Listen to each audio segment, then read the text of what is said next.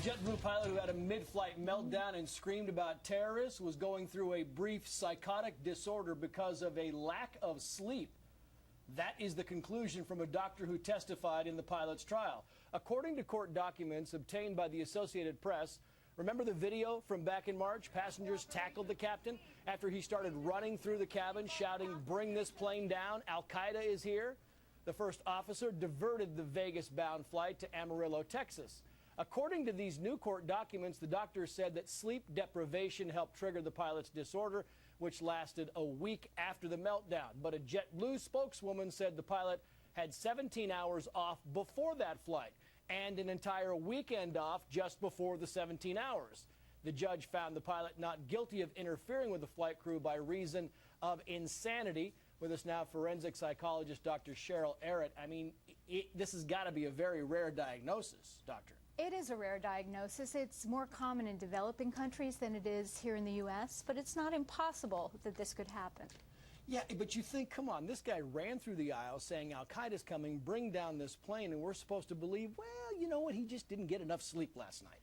Well, that's an interesting point, because if he were in a chronic state of sleep deprivation, sleeping in those crash pads or not really following the airline rules of how much sleep to get, it's possible he might have been one bad night's sleep away from really losing it. I just want to, if I can, Doctor, bring in Jeffrey Gold and Randy Zellin, our legal team, on this. And Randy, my question to you, I guess, would be, you know, we talked about this flight. It was 3407 that killed 50 people a few years ago in Buffalo, and really the cause of that was not enough sleep for pilots. This is apparently becoming a major deal for the airline industry, and I can see lawsuits flying.